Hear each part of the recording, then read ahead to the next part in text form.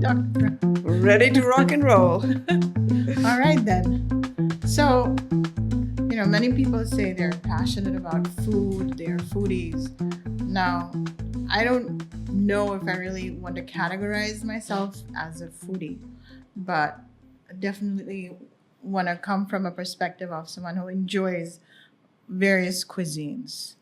And I like, what they, try their tastes and smells, kind of build sort of a palette for different foods.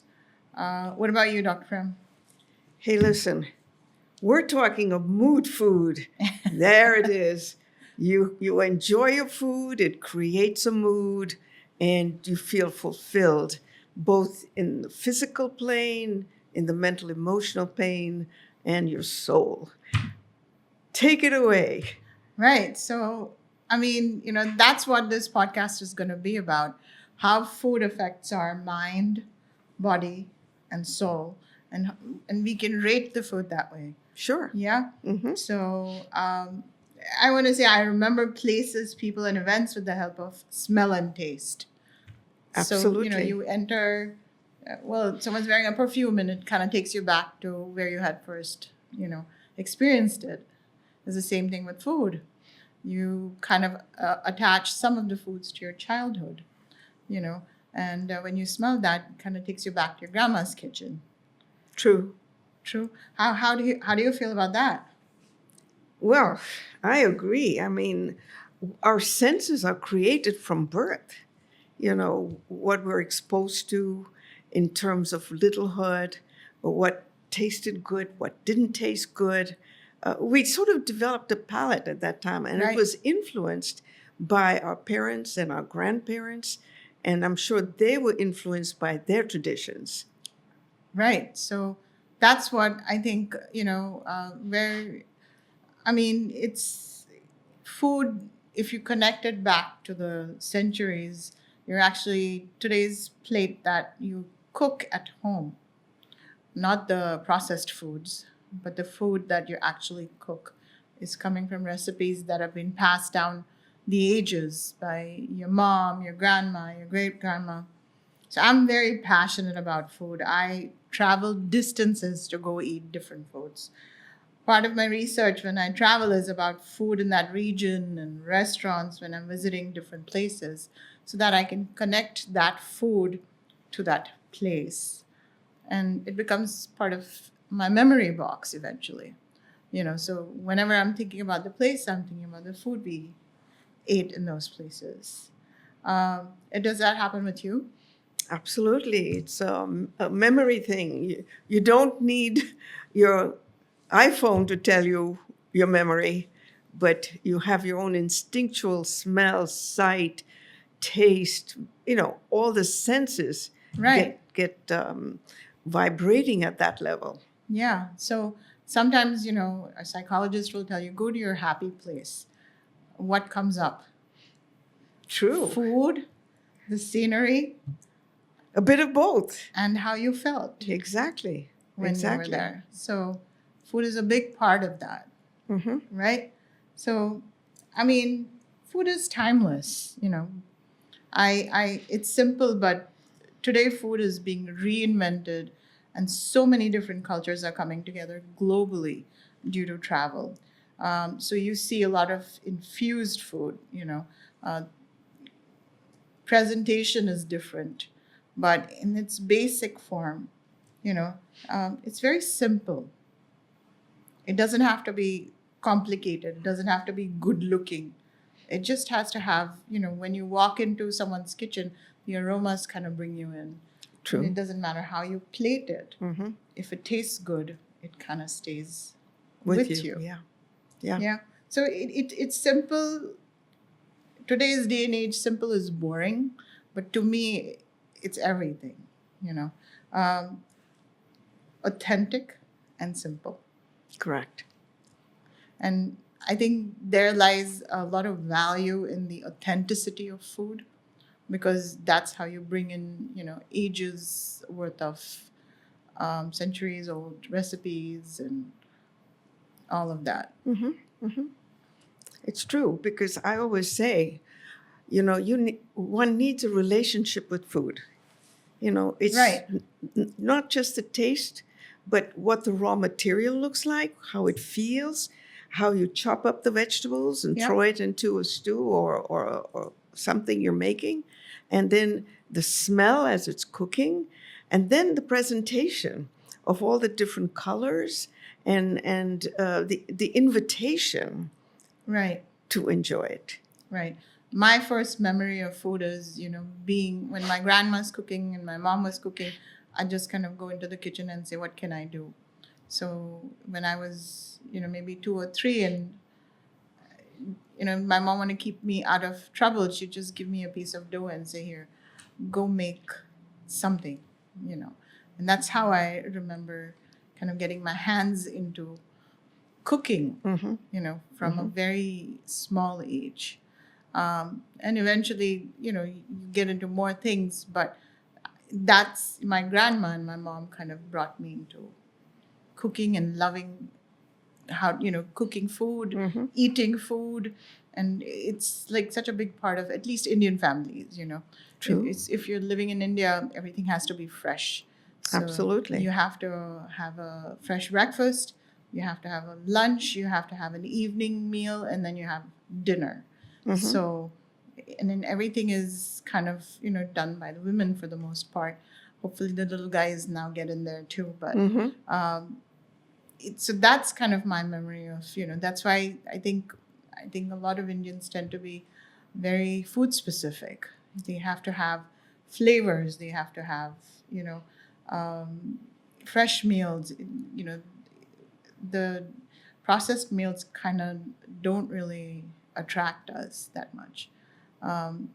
Even today, I feel like, that's the case. When you're traveling in India, you get very fresh food everywhere. It's true, because I think as growing up in India, we were accustomed to the freshness. I remember my mother would call the vegetable person to the house and choose the vegetables that were harvested that day Right. and cook those. And so every meal was very different and with different tastes.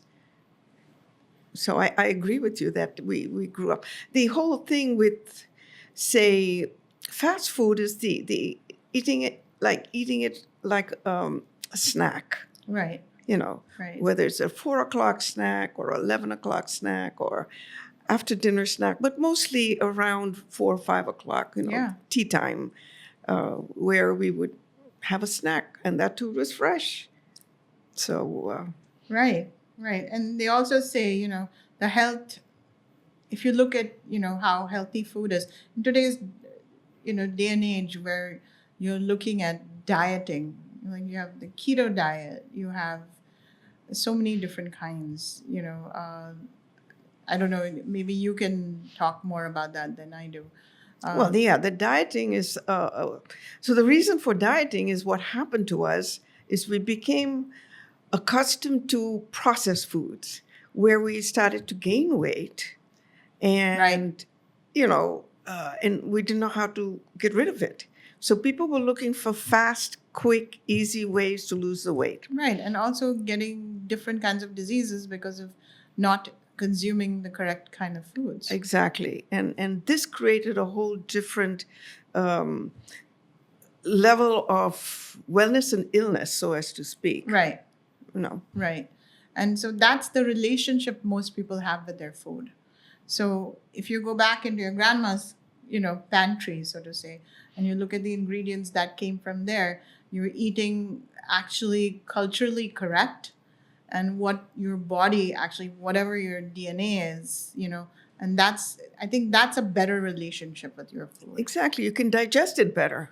Right. It's not like you're going to have an abnormal, acid reflux or something else that might develop from Right. not eating your traditional foods, Right.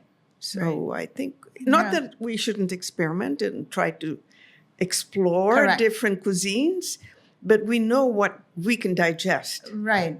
To understand what you consume and how your body reacts to Correct. it, essentially. Yeah. So I like Hippocrates says, "Let food be thy medicine." I believe in that strongly. Instead of popping pills, it's better to understand what you're consuming so that you can actually really go to the core of whatever your problems are, whether it's weight related, whether it's disease related. If you eat the right foods, you're actually you're being kind to your body, essentially. Well, this is what lifestyle is all about. Not only, sleeping on time, having good habits. Right, Eating fresh food is Right. also important. right, right. And so the other thing that comes to my mind is, food brings people together, so True.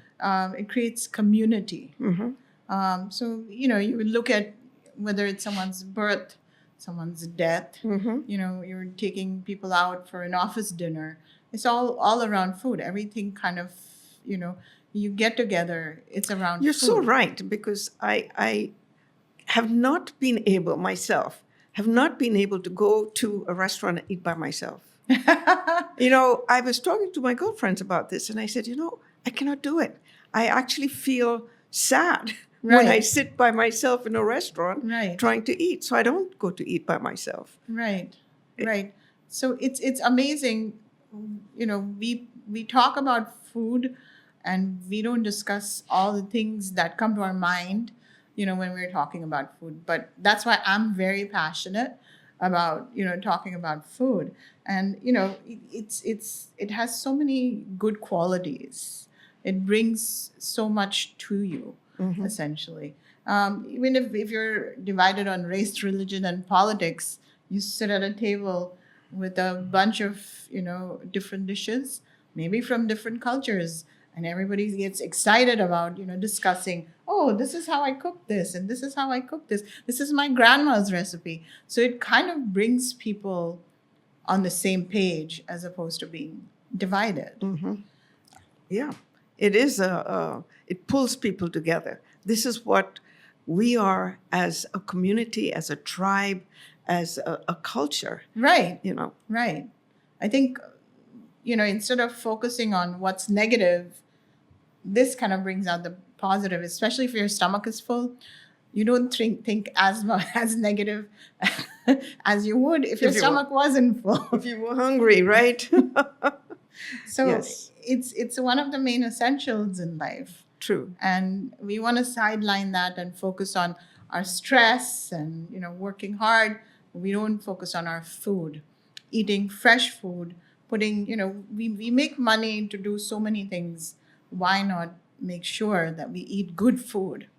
Well, I also want to bring up a point here that I find when we are depressed or sad, we go to food. When we are happy, we go to food. It's like food. It goes in so many different emotional aspects of things. Correct. So this is where, and then we have certain habits like eating more sugar or more salt, or even having some kind of what you call it, addiction Right. to different kinds of foods and Right. things like that. So Yeah. it's something we need to sort of pay attention to, but we also need to satisfy a cozy spot in our body. Correct. If you go to an Indian household, the warmth, the way they show their warmth is by bringing food to the table, essentially. Serving food. So in terms of guests, we believe Atithi Devo Bhava, which means your guest is like God. So how do you please God with food? Make God happy first. So I mean, it's that's why I want to say I'm so excited to start this podcast with you. We've known each other for 16 years now. Forever, it feels, because we've known each other and we sort of share similar ideas. Right. We often talk about food. We've been to restaurants together to explore different cuisines. I talk about my experience with food, and you've always enlightened me with a little bit of history and value of the foods we consume. I love these conversations, and I just want to document them for whoever is interested in listening and taking what they want out of it. I've been after you for years now to share this, profound knowledge of food and nutrition. And I consider you an authority on food and medicine, almost like a holistic whole body scientist. Thank you. That's a big stage to stand up on. But it's true. I think, we've had so many different questions as we've kind of navigated through our life around, here with different stages of life, me having kids, not knowing how to raise them, and you've helped me a lot in understanding how to make sure that, they grow up healthy. True. We need that. We need to share it. Yeah. And unless we experience it, we don't know it. Right. And so, are you excited about doing this? Absolutely. I'm thrilled and honored to be part of this podcast that you are designing and you're putting it together. And I said, oh, okay, that sounds really good because we have a lot to share. Yeah, I mean, we share this amongst each other, and I think I think people will benefit from this conversation because we talk about food not just in terms of, how good it tastes, but what's the value, what's the tradition behind it, and how you feel after you consume it. So let's introduce ourselves. We've kind of given an introduction for the podcast, but I think people should know who we are. Let's start with you, Dr. Pram. Who am I? I vision myself as multifaceted. Grew up in India. Right. And I grew up when the British were still ruling India. Mm-hmm. And, but our traditions were very Indian, at that time. So for context, I want to, kind of put it out there for people who don't know. India was ruled by colonized by the Britishers, and they left in 1947, at which point there was a partition, and India was divided into two different countries, which is now India and Pakistan. And so you grew up in pre-partition India. Correct. Okay. Correct. And so it was also a time where women were not allowed to do so many things. Right. And it was my mother, bless her. She said, no, my daughter is going to learn Indian classical dancing. She threw me in there. Then the British schools weren't taking brown kids. Right. And my mother fought for that too. And she said, no, my daughter's going to this school.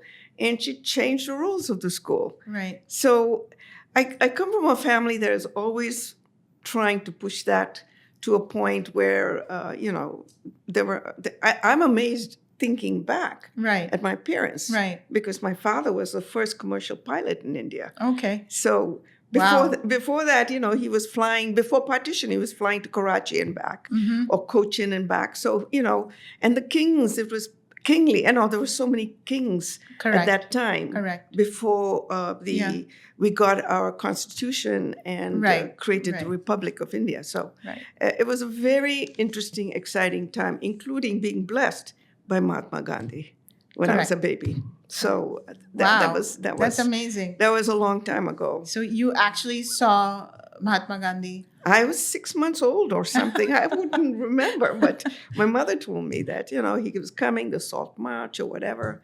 And it was a Juhu in Bombay. Wow. Yeah. That's amazing. So those were different times. Right.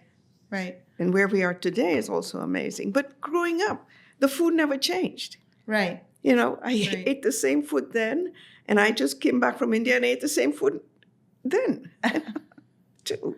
So it's always good. It just sits well with you. It just brings happy memories, like you said. Right. So that's me. I'm a naturopathic physician. I do natural medicine. I'm a homeopath from India. And when I came to this country, nobody knew what homeopathy was. Right. So they said, homo what? So I became a physician's assistant, did medicine for 10, 15 years. And then one of my MDs said to me, you know so much natural medicine, become a naturopath. I said, I never heard of that. And I then went to Portland, Oregon, and got my naturopathic medical degree. So now I have 3 medical degrees. And it's good for me because I can bring it all together, depending on what is being presented to me and how I can affect change Right. in a person if they are ready for that change. Right. Right. I think we were just talking about it a couple of days ago. How you said that in homeopathy you kind of attack a case or look at a person from a very holistic view. You take down their history, understand their genetics, and kind of see, what their character is, their nature is, and then you can prescribe that. But you also know the physiology because you've done Study that, yes. yeah, and then you also understand plant medicine. So it's like different aspects of a human, I guess existence almost. Yeah, well, herbal medicine and the use of different herbs are Right. very, very interesting as compared to Ayurvedic medicine, Right. which is also traditional medicine of India. Correct. Or if we look at Chinese or your traditional Chinese medicine, Right. it's also very similar. So they're all talking to each other, Correct. which is so interesting to me. Correct. Whereas allopathic medicine or modern medicine is just fragments or alkaloids of those plants Right. that are then Right. patented and sold as prescription medication. Right. So I like to connect all those dots when I'm with the patient. Right. So it's that's why I call you a holistic, whole body scientist, because you're not talking about just homeopathy or Ayurveda or plant medicine, but you're also including allopathy in it, which is what mainstream medicine is in at least in the U.S. Correct. So I just, can we state your name for everybody to know? Oh, my full name? Well, We call you Dr. Pramila Love. Correct. But my full name is Pramila Vishvanath. Okay. And Pramila in Sanskrit means that which has no end. Wow. That's like infinity. It's infinite knowledge right here. I wish. All right, so I'm gonna go. My name's Prreeti Butani. I grew up in India till I was. I lived in India till I was 20, and then I migrated to the U.S. And I've been here ever since. So kind of straddled 2 different cultures, and experienced what life is there and what life is here. I have to say, there's good and bad in everything, but keeping a connect with my culture while also, becoming American is so much more than just being one or the other. So I think, culturally, that's kind of where I stand. As far as profession goes, I think I have an undergrad in psych. I founded a company that makes specimen imaging 3D X-ray that goes in the breast cancer, or where the machine is used to assist the surgeon in assessing margins and reduce re-excision rates. Amongst many other uses for specimen imaging, we also X-ray seeds. So that's our new venture. I mean, it's not really new, but we kind of taking speed now on that. So there are companies and governments that X-ray seeds for their viability and store them, just in case there is some sort of a catastrophe and we lose our agriculture. This way we have a restart. So it supports sustainability of food. This is a rough explanation. There's more to it than just that, but it's a little more complicated, essentially. But that's what I do in my professional life. I do a few other things, but I think this is kind of prominent part of what we do on a daily basis. So the other question to you is, do you have any questions for me? No, I think you're on a projection or a trajectory of new ideas And both you and your husband are doing an amazing job to create that. Right. Thank you, Dr. Pram. So I think, seeing the medical world also kind of brings my attention to food again and emotions.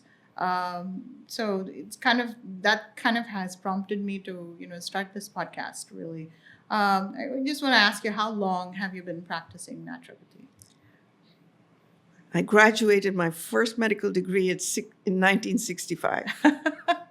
Amazing. So that's about 60, almost 57 years. 57? You do the math. Yeah. I'm not doing it, then I'll say, well, maybe I should retire. No. Yeah. Yeah, roundabout. Well, Yeah. 65, did you say? 1965, yes.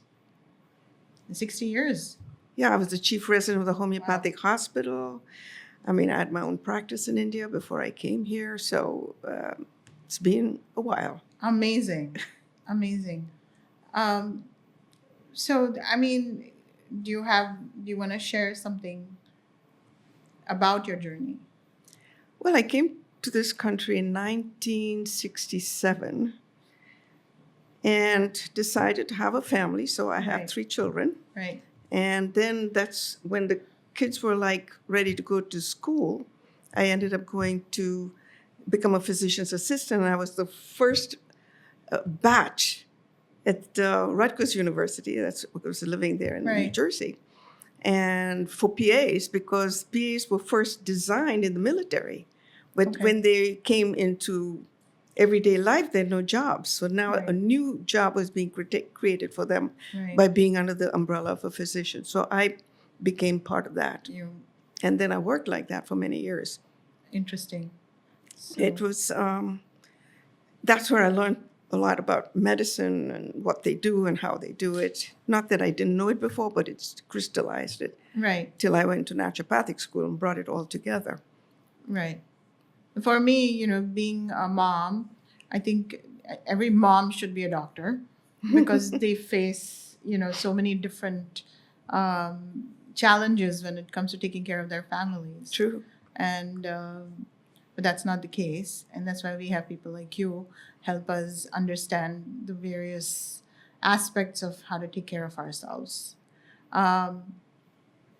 It's something that kind of again puts focus on food. Where if you're keeping our families, if you're suffering health challenges, how do we eat? What do we kind of not eat? All of those things. And what food is good for me, I've always gone back to my roots, and that has helped me a lot. I kind of dig up. A lot of people said, my grandmom's not very educated, but she kind of had this wisdom that she kept giving us, and sometimes family members said, she doesn't know much, but she did. Mhm. She knew a lot, and I've kind of gone back to that and taken a lot from what she passed on to actually keep my family healthy, teach my kids good food habits, so they understand the difference between processed food and fresh food, and understand that if they're suffering from something, how to pivot in that moment. True. So So mother as teacher, you mother go. as doctor. there you go. Mhm. So, I mean, I think when we're talking about mind, body, and soul connection, what does that kind of sound to you like? Well, the whole body, the whole mind, the soul, everything has to be in balance.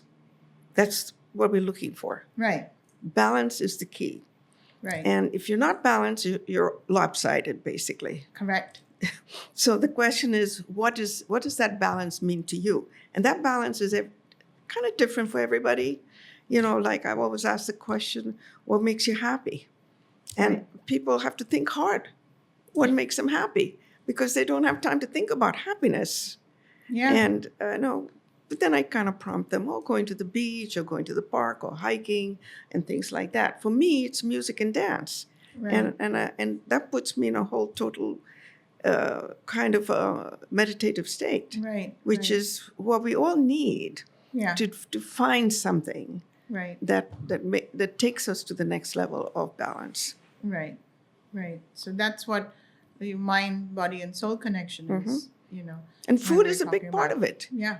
Without food, it's just like, what are you doing? Right. Right. Yeah. I mean, it's an essential. You don't need food, you're gonna die. So you kind of need that. It just depends how you consume that food. Correct. So And what food you consume. right. Right. What are your earliest food memories? I don't know. What can I say? My mother gave me food. She said to eat this and eat that, and I ate it. So I never fussed around food. Right. And I remember, she would mix the lentils and the rice in little balls and put it on my plate. Mm-hmm. And I remember we all had little silver plates, and we would eat off of them. We use our hands, Right. and ate the little balls, and that was it. And those balls really contained rice and lentils and ghee, which is clarified butter, Right. and some vegetables. So And kind of the full everything. profile of Mhm. what anybody should consume today. So carbohydrates, protein, fiber, and nutrients. Fat, the ghee. Fat. Mhm. And we always ended our meal with a little bit of yogurt. Right. And that brings you to, putting good bacteria back in your Correct. The probiotics, stomach. So the yeah. consumption of food, whatever you're consuming digests better Correct. when you're eating that. Hmm. Yeah. So, I mean, that just right there is telling you traditional, good. Correct. Correct. And what are your favorite foods? Many. It depends on my mood. Right. There are times when I just like to eat our rice and vegetables and chapati, Yeah. lentils. Love little bits of chutney, which are condiments, Mhm. and end with the yogurt. I mean, I still have that same tradition. Correct. Yeah. So you connect right back to your childhood Correct. when you sit down at the table, Correct. and that's probably what you passed on to your kids Absolutely. and Mhm. grandkids as well. Correct. Yeah. And they always explore, because they live in different parts of the world, but they always want to explore Right. what I'm eating. Right.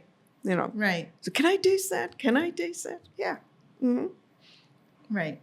Yeah. For me, it's like food being such a big part. I'm a Sindhi, so my table was Sindhis are from what is now Pakistan, but then it was part of India, and so my palate is informed by my grandma's food.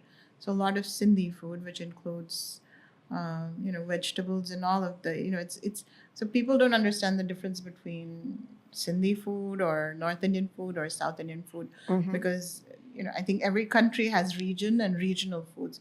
So this is kind of a regional way of eating.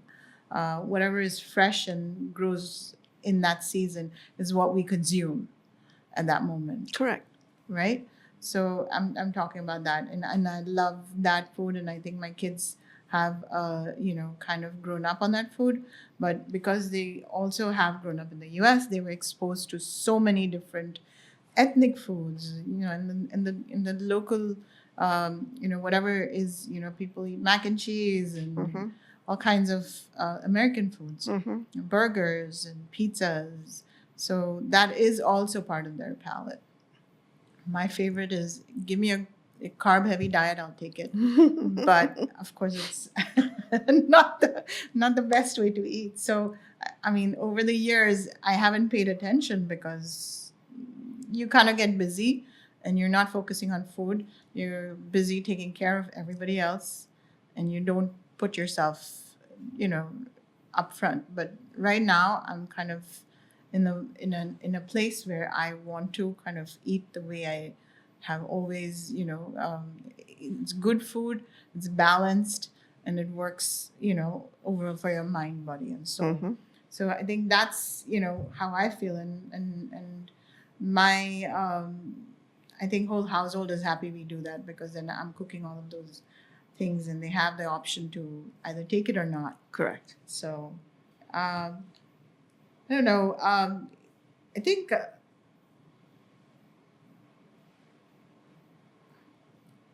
I have a few other questions, and we can kind of, Go ahead. edit it out if we don't Yeah. need to. But what do you do when you're not practicing or in the office?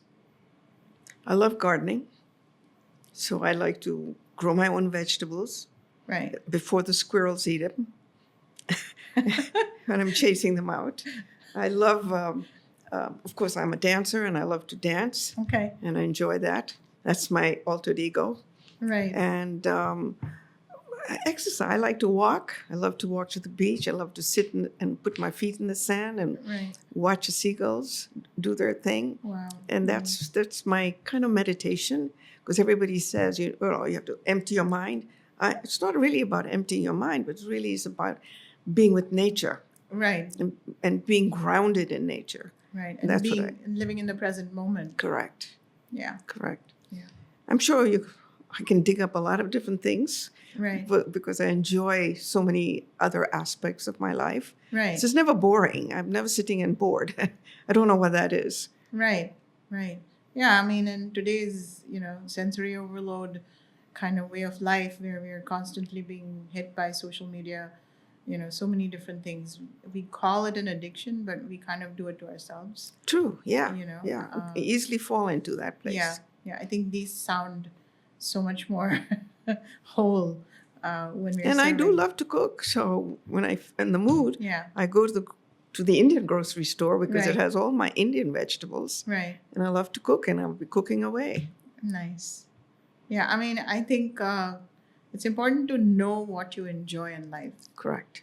Because every time you have a moment where you don't know where to ground yourself, you can go back to these.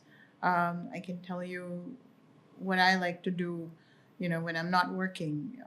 I love movies, so I watch a lot of movies. It's been my favorite thing. I love music. I love dancing too. I'm not a dancer, classically trained dancer, but I love dancing. Um, I love spending time with my family, just having conversations with my kids because it's so stimulating talking to kids growing up in the age of information. They have so much to share. Also making sure that mentally they're okay is a big part of that, and also staying connected with them because as they're a different generation than mine, I need to catch up. I want to make sure I'm learning what they're doing. Well, our children are our teachers, basically. Yes. They share Yeah. share so many things that it sort of pokes you at those points where I say, oh, what did I do when I was that age? Right. And Right. wow, they're learning so much more, and life has changed. I mean, Yeah. everything has changed. Even when I went to study medicine in the 60s, there was no such thing as immunology. Okay. And in the 70s, when I was in PA school, that's when Right. immunology started to happen. Okay. And now we've gone way beyond that Yeah. into all kinds of genetic studies and Yeah. new forms Right. of studying the human body. Right. Right. So it's always interesting to Yeah. see what the kids are doing, because two of my children are in the medical field, and one of them, of course, is an artist. So Right. I learn from them different Yeah. aspects Yeah. of what they have experienced. Right. And for me, I think I'm a lifelong learner. So essentially, the internet or social media has been that for me. It's been a teacher. So I like to keep educating myself on different things. That's why I'm doing the podcast today, because otherwise, I mean, I didn't realize how complicated it was till we were actually at it. And thanks to to John Our here, team who's, here. our team, John and Amy, that have helped us as well. But it's a journey constantly, and we keep evolving in that way. And I like that. So I study different things in times of in my downtime, essentially. Um, it's a question. I don't know if that's something that you've thought of. What do you want your kids or even your patients to remember you by? Ooh, that's a heavy one. That once upon a time they met this lady who talked about nutrition and talked about lifestyle and gave us these little sweet little pellets and the herbs and the supplements to make us feel better. Right. In fact, there are patients who I saw 30 years ago coming back just saying, remember you said this to me? I will never forget it. Right. And then, they're there just for a tune-up, Right. which I think is really remarkable. Yeah. I mean, for me, I can tell you that your compassion, your understanding of your patients is a big part of, what comes through when we sit in front of you, and the warmth with which you sit with us and spend time with us, to just, it's not like you walk in 5 minutes, oh, this is the problem, here's your medicine, go away now. You actually spend time with us to understand what our issues are. I think most of the time we kind of lose our disease just because somebody understood, had the time to spend with us, and makes us feel good. Like, okay, I think I'm good. I'm taken care of. That's part of healing. Yeah. To be a healer, Yeah. you got to have the patience and the strength to go through what the individual is going through. Right. And be able to share knowledge Right. in a very particular way. Right. Right. Yeah. I mean, and that's important to me. Essentially, when I'm going to a doctor, I want to make sure they get what I'm saying. They're not just looking at my symptoms and saying, oh, this is by the book and this is what you need to take. Mm-hmm. Move on. Mm-hmm. So thank you for doing that, Dr. Pram. You're welcome. My pleasure. And it's people like you that keep me going. Yeah, and I think I want to kind of show that side of medicine to people as well, where you're actually a person in front of a doctor as opposed to another patient. Mm-hmm. And it's very important that we understand the difference. And I think I've understood that difference seeing you, in our times of challenges. Well, I mean, I don't blame any of the physicians who don't have the Of time. course not. Of course Because they are under the umbrella of what the insurance companies want them to do. Right. And other factors that this is why they do what they do. Right. I don't choose to be under that umbrella, even Right. though I do take insurance Yeah. companies. But I want to be with my patient. I want to Yeah. know. I want to be able to share everything I know, Right. In the best way I can Yeah. to move them forward. In assessing people's health. Yeah. Physicians, I think they come into the profession wanting to serve people, but kind of get lost in the daily grind of being a physician, and they're kind of also given so many legalities that they have to kind of navigate. So they do their best, and I appreciate and applaud whatever they kind of do for us. True. It's very true. Yeah. So I think I'm excited about this, and the first place that we're gonna explore is good old dosa place. So South Indian food. Ooh. Yeah. Now you're talking. Yeah. So this is our introduction, but that's we're gonna go to a dosa place. We're gonna go to Middle Eastern food. We're gonna look at Italian food, maybe Chinese and Mexican. I think that's what we've planned for. So the first one would be we'll go to a dosa place and explore that food, because I think we both love that food. Oh yeah. Yeah. That's going home again. Yeah.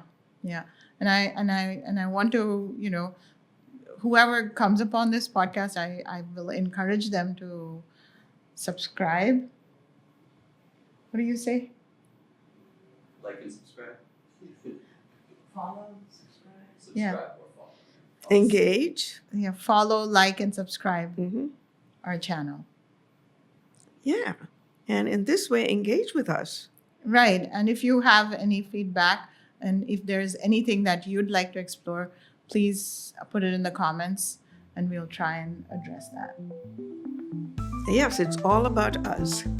All right, Dr. Pram, wonderful Okay. talking to you. Thank you, and thank you for sharing all the things that you've done to make this happen. Yeah, it's amazing that we have this going right now. Yeah. Thank you, Dr. Pram. Okay, thank you, Preeti.